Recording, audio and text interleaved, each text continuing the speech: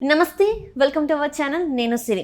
ఈరోజు మనతో పాటు ఉన్నారు ప్రముఖ సీనియర్ జర్నలిస్ట్ యజ్ఞమూర్తి సార్. నమస్కారం సార్. నమస్తే సార్. సంక్రాంతి బరిలోకి అయితే ఇప్పటికీ 3 సినిమాలు చూసేసాము. సో ఈ సినిమా మన నాగార్జున గారి నా సామి రంగ సినిమా. సో ఎలా ఉంది సార్ సినిమా? మీరు అన్నట్టు సంక్రాంతి రేసు. సో తెలుగు వాళ్ళకి అతిపెద్ద పండగ. ఈ సీజన్లో తమ సినిమాలు తీసుకురావాలని చెప్పేసి పెద్ద పెద్ద వాళ్ళందరూ కూడా స్టార్స్ దగ్గర నుంచి చిన్నవాళ్ళ దాకా కూడా అందరూ కూడా ఎదురు చూస్తూ ఉంటారు. సో అలా ఈసారి 4 సినిమాలు పోటీ పడ్డాయి. ఆల్రెడీ గుంటూరు కారం, హనుమాన్, అట్లాగే నిన్న సైన్తో వచ్చేసాయి. 4వ సినిమాగా చివరగా ఈరోజు 14వ తేదీ నాగార్జున సినిమా నా సామి రంగ వచ్చింది. చూసుకుంటే కరెక్ట్గా సంక్రాంతికి ప్రేక్షకులు ఎలాంటి సినిమా కోసం ఎదురు చూస్తూ ఉంటారో అలాంటి సినిమాగా మనం నా సామి రంగాన్ని చెప్పుకోవచ్చు. సో నాగార్జున చాలా కాలంగా ఒక మంచి హిట్ కోసం, సో ఆయన గతంలో బంగారాజు సినిమా, అందులో యాక్చువల్గా ఆయన కొడుకు నాగ చైతన్య హీరో. సో ఆయన ఒక రకంగా చెప్పాలంటే సపోర్టింగ్ రోల్ లాగా చేశారు అందులో బంగారాజులో. అంతకంటే ముందు సోగ్గాడే చిరునాయన, అది సంక్రాంతి సినిమా. సో దాని తర్వాత అది బ్లాక్ బస్టర్ ఆయన కెరీర్లో. ఆ సినిమా తర్వాత ఆయన కెరీర్లో మళ్ళీ ఇంకొక అలాంటి బ్లాక్ బస్టర్ పడలేదే అని ఎదురు చూస్తున్నటువంటి ఆయన అభిమానులకు కానివ్వండి, ప్రేక్షకులకు కానివ్వండి, నా సామి రంగ ఆ ఆకలిని చాలా వరకు తీర్చే సినిమాగా చెప్పుకోవచ్చు. సో అలా ఇది యాక్చువల్గా ట్రైట్ తెలుగు ఫిలిం కాదు, అంటే దీని కథ వచ్చేసి మలయాళం. ఓకే. సో ఆల్రెడీ 2019లో వచ్చి పెద్ద హిట్ అయినటువంటి పొరెంజు మరియం జోస్ అనే సినిమాకి ఇది రీమేక్ది. సో అక్కడ జోషి అని చెప్పేసి ఆయన డైరెక్టర్, ఆయన డైరెక్ట్ చేశాడు, జోజు జార్జి. సో అక్కడ ప్రస్తుతం ప్రముఖ మంచి యాక్టర్ అక్కడ. సో ఆయన మెయిన్ రోల్ చేసినటువంటి ఆ సినిమా పెద్ద హిట్ అయింది. సో అక్కడ ఆయన చేసినటువంటి క్యారెక్టర్ని ఇక్కడ నాగార్జున గారు చేశారు. సో ఇందులో ఆయన కిష్టయ్యగా, సో ఆ పేరు కూడా పెట్టుకోవడం కూడా మంచి సినిమాకి బాగా అనిపించింది కథకు తగ్గట్టుగా. సో విజయ్ బిన్ని అని చెప్పేసి ఇప్పుడు దాకా నిజానికి చెప్పాలంటే కొరియోగ్రాఫర్ అతను, కానీ కొరియోగ్రాఫర్గా కూడా ఇంకా అంత బాగా పాపులర్ కాదు మిగతా వాళ్ళ కొంతమందితో పోల్చుకుంటే. బట్ చాలా యంగ్ టాలెంటెడ్ కొరియోగ్రాఫర్ అయిన అతను ఈ సినిమాతోటి డైరెక్టర్గా అవతారం ఎత్తి ఫస్ట్ టైం నా సామి రంగ, సో నాగార్జున్ని డైరెక్ట్ చేసే అవకాశం సంపాదించుకున్నాడు. నాగార్జున తన మీద పెట్టుకున్న నమ్మకాన్ని వమ్ము చేయకుండా నిలబెట్టుకున్నాడు. సో అలా ఇందులో ప్రధానంగా సినిమా కథ 3 పాత్రల చుట్టూ నడుస్తుంది చెప్పాలి. కిష్టయ్య, తర్వాత అంజి. సో ఆ పాత్రని అల్లరి నరేష్ చేశాడు, ఆ అంజి పాత్రని. సో ఇంకొక పాత్ర వరాలు, సో అంటే heroine, main heroine Ashika Ranganath అని చెప్పేసి. సో ఆమె కన్నడ ఆమె, తెలుగులో అమిగోస్ అని చెప్పేసి ఆల్రెడీ ఒక సినిమాలో హీరోయిన్గా చేశారు ఆమె. సో ఈ సినిమాలో ఆమె నాగార్జునకు పేరుగా వరాలు అనే క్యారెక్టర్లో చేశారు. ఈ క్యారెక్టర్ చుట్టూ నడుస్తుంది కథ. అంటే నిజానికి ఇతను అనాథ కిష్టయ్య. సో అంజి వాళ్ళ ఇంటికి వచ్చి వాళ్ళ ఇంట్లో ఒక అంటే అన్నయ్యగా మారిపోతాడు అంజికి. అంటే దేవుడిచ్చిన అన్నయ్య అంటారు కదా, అట్లా. సో అలా వాళ్ళిద్దరూ తల్లి చనిపోతే అంజి తల్లి తనే అతన్ని కూడా అంజిని పెంచడం కాదు, అంటే ఆల్రెడీ టీనేజ్లో ఉన్నవాళ్ళే. సో తానే అన్నీ అయ్యి తనకి ఎలాంటి ఇది లేకుండా, అంజికి ఏ లోటు లేకుండా చూసుకునే అన్నయ్య క్యారెక్టర్లో కిష్టయ్య. అట్లాగే ఆ ఊరి పెద్ద మనిషి అయినటువంటి వరదరాజులు ఆ క్యారెక్టర్ని రావు రమేష్ చేశాడు. ఆయన కూతురుగా వరాలు. అంటే చిన్నప్పటి నుంచే ఒకరంటే ఒకరికి ఇష్టం ఏర్పడుతుంది కిష్టయ్యకి వరాలకు పరస్పరం.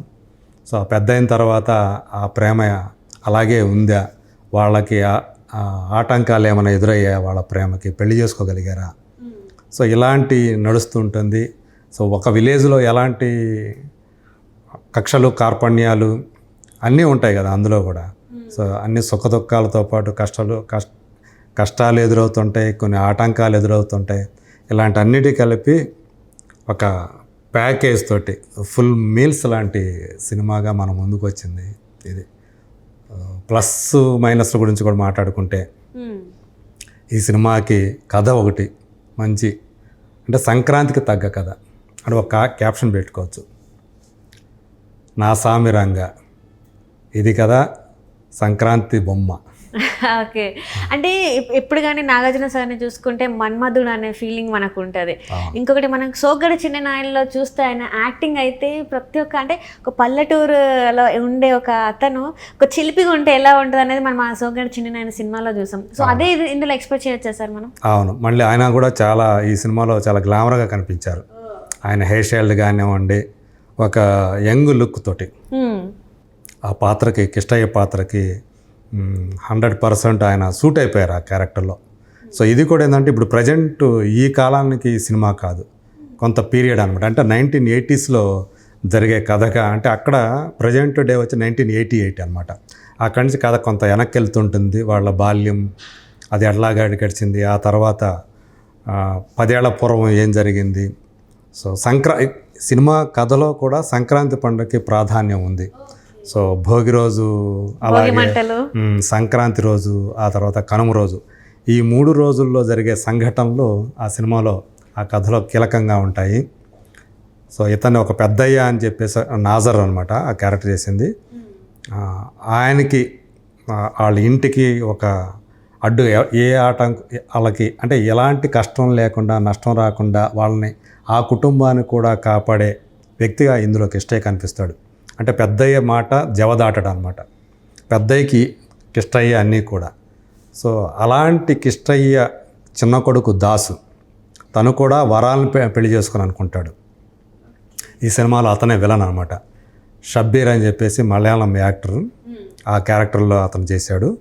సో కిష్టయ్య దాసు ఆ మధ్య వాళ్ళిద్దరి కాన్ఫ్లిక్ట్, వరాల కోసం. సో చివరికి ఏమైంది అనేది ఇదంతా ఉంటుంది. దీనికి సంక్రాంతి పండగకి లింక్ ఉంటుంది. అట్లనే మన నరేష్ గారి యాక్టింగ్ ఎలా ఉంది సార్? నరేష్ ఈ సినిమాకి సంబంధించి, ఈ సినిమా ప్లస్ పాయింట్స్లో నరేష్ కూడా ఒకడు. నాగార్జున గారు ఎలాగో, సో మనం గమ్యం సినిమాలో ఒక ఫీల్ ఉంటుంది కదా, చివరికి వచ్చేటప్పటికి కొంచెం మనసుకి టచ్ చేసి, అవును అరే అల్లరి నరేష్లో ఈ కోణం కూడా ఉందని చెప్పేసి మనకు అందులో అనిపిస్తాడు కదా.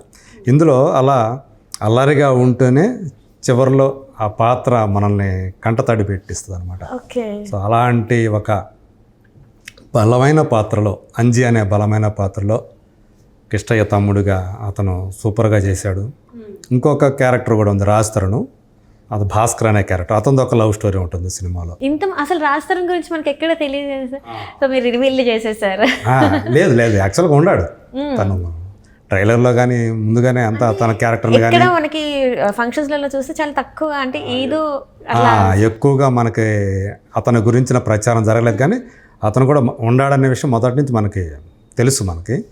సో అందులో అంటే స్క్రీన్ స్పేస్ వీళ్ళిద్దరితో పోలిస్తే కాస్త తక్కువే అతనిది. సో ఒక యంగ్ బాయ్గా ఇంకొక ఊరి, ఈ ఊరు కాకుండా వేరే ఊరికి సంబంధించిన సర్పంచ్ కూతుర్ని, ప్రెసిడెంట్ కూతుర్ని లవ్లో పడేసి అక్కడే గొడవ ఉంటుందన్నమాట. అతని వల్ల కూడా గొడవలు అవ్వటం, సో ఇలాంటివి ఉంటుంది. తను కూడా వీళ్ళతోనే ఉంటాడంట, కిష్టయ్య అంజలితో పాటు ఉంటాడు భాస్కర్ అనే ఆ పాత్రలో. అతను కూడా బాగానే చేశాడు, అంటే స్క్రీన్ స్పేస్ తక్కువ, బట్ తన పాత్రను బాగా చేశాడు. మీరు అన్నట్టు అల్లరి నరేష్ మాత్రం ఈ సినిమా తర్వాత చూసిన వాళ్ళు అతనికి పాత్ర గురించి, అతని పర్ఫార్మెన్స్ గురించి ఖచ్చితంగా చెప్పుకుంటారు, బాగా చెప్పుకుంటారు. అది అట్లాగే హీరోయిన్ కూడా ఆషికా రంగనాథ్, ఆ అమ్మాయి కొత్త అమ్మాయి అయినా కూడా చాలా డీసెన్సీ ఆ క్యారెక్టర్లో ఉంటుంది, హుందాతనం ఉంటుంది. దానికి తగ్గట్టే ఆమె బాగా చేశారు. ఈ సినిమా తర్వాత ఆషికా రంగనాథ్ మంచి మంచి అవకాశాలు వస్తాయి, పెద్ద హీరోయిన్గా పేరు అంటే ఆ పేరు తెచ్చుకునే అవకాశాలు అయితే ఎక్కువగా కనిపిస్తున్నాయి నాకైతే. అంటే మనం చూసినట్టయితే నిన్న ఒక ఇంటర్వ్యూలో డైరెక్టర్ చెప్పారనమాట, హీరోయిన్ అంటే 4 పాటల కోసం కాదు, ఇంపార్టెన్స్ ఉండాలి ఆ క్యారెక్టర్కి అని చెప్పేసి. ఆ ఇంపార్టెన్స్ అనేది కనిపించింది సార్? అవును, ఈ సినిమాలో అంటే చాలా వరకు ఏ పాత్ర కనిపించినా ఆ పాత్ర కథలో మిళితమై ఉంటుంది, ఎంతో కొంత ప్రాముఖ్యం ఖచ్చితంగా ఉంటుంది. బట్ హీరోయిన్కి వచ్చేటప్పుడు నేను మీకు చెప్పాను ఇందాక 3 ప్రధాన పాత్రలు అండి. ఆ 3 ప్రధాన పాత్రలు ఇది కూడా ఉంది, హీరోయిన్ పాత్ర వరాలు. సో వాళ్ళిద్దరి యొక్క లవ్ స్టోరీ కూడా ఒక క్యూట్ లవ్ స్టోరీ అనమాట. సో కొంత 10 ఏళ్ల పాటు వాళ్ళిద్దరూ మధ్య ఒక ఎడబాటు లాంటి ఉంటుంది. ఒకే ఊళ్ళో ఉంటారు, బట్ ఎడబాటు ఉంటుంది అనమాట. సో ఎందుకు ఆ ఎడబాటు ఏమిటి అనేది మనం సినిమాలో చూస్తే తెలుస్తుంది. ఆ అమ్మాయికి ఖచ్చితంగా మంచి మార్కులు పడతాయి ఈ సినిమాలో. సో మ్యూజిక్ ఎలా ఉంది సార్? ఎంఎం కీరవాణి ఈ సినిమాకి. సో ఆస్కార్ విన్నర్, ఇంకేం చెప్తాము. ఆయన ఒక సినిమా ఒప్పుకున్నారంటే సో ప్రాణం పెట్టి పని చేస్తారు. ఆల్రెడీ తనకు ఎంత పాపులారిటీ ఉందో తెలుసు. సో దానికి ఏమాత్రం తగ్గినా మళ్ళీ విమర్శిస్తారు కాబట్టి దానికి ఏమాత్రం తగ్గకుండానే ఈ సినిమాలో ఆయన బ్యాక్గ్రౌండ్ స్కోర్ కానీ అట్లాగే పాటలకు కానీ ఎత్తుకెళ్ళిపోవాలనిపిస్తుంది పిల్లని ఒక పాట ఉంటుంది, మంచి డ్యూయట్ హీరో హీరోయిన్ అంటే నాగార్జున ఆష్కాకి. అందులో ట్యూన్స్ కానివ్వండి, ఆ సాహిత్యం చంద్రబోసు అది కానీ చాలా బాగా అనిపిస్తాయి. పాటలన్నీ కూడా సందర్భానుసారం, ఎక్కడ పంటి కింద రాళ్ళలాగా అనిపించవు. సో అలాగే ఇక బ్యాక్గ్రౌండ్ స్కోరు, ఎమోషనల్ సీన్స్కి ఆయన ప్రాణం పెట్టి ఆ బ్యాక్గ్రౌండ్ స్కోర్ ఇచ్చారు. సో అవన్నీ కూడా చాలా బాగా ఎలివేట్ అయ్యాయి. సో ఆయన కూడా ఒక ప్లస్ సినిమాకి. టెక్నికల్ వాల్యూస్ ఎలా ఉన్నాయి సార్? మంచి చెప్పాలంటే చాలా క్వాలిటీ తోటి, చాలా సినిమా అంతా రిచ్ లుక్ తోటి కనిపిస్తుంది. శ్రీనివాస సిల్వర్ స్క్రీన్స్ అని చెప్పి సో వాళ్ళు కూడా ఒక మంచి బ్యానర్గా ఈ మధ్యకాలంలో పేరు తెచ్చుకుంది. శ్రీనివాస చిట్టూరి ప్రొడ్యూసర్ పేరు. తను కూడా ఎక్కడ ఏది కావాలో అంటే చాలా తక్కువ టైంలోనే ఈ సినిమాని తీశారు. 3 నెలల కాలం తీసని చెప్పారు వాళ్ళు. సో 3 months టైంలో తీసినా కూడా క్వాలిటీ పరంగా చూసుకుంటే చాలా బాగా అది వచ్చింది. సో ఓవరాల్గా చూసుకుంటే ఈ సంక్రాంతి పండుగకి ఫ్యామిలీ అంతా కలిసి హ్యాపీగా ఎంజాయ్ చేసే, ఆస్వాదించే సినిమా ఇది. ఆ రకంగా నా సామిరంగా సంక్రాంతి సినిమా. మీరు ఇచ్చే 5కి మీరు ఎన్ని స్టార్స్ ఇస్తారు సార్? 5 stars. నేను మామూలుగా అయితే క్రిటికల్గా చూసినప్పుడు అన్నీ చూస్తాం కాబట్టి కమర్షియల్ వాల్యూస్ వాటితో పాటు క్రిటికల్గా చూసినప్పుడు నేను 3 out of 5 ఇస్తాను. నేను 3 ఇచ్చానంటే అది మంచి సినిమా అన్నట్టే లెక్క. గొప్ప సినిమా అయితే తప్ప నేను 3.5, 4 దాకా అట్లా వెళ్ళను. సో ఆ రకంగా చూసుకుంటే 3 ఇస్తాను నేను.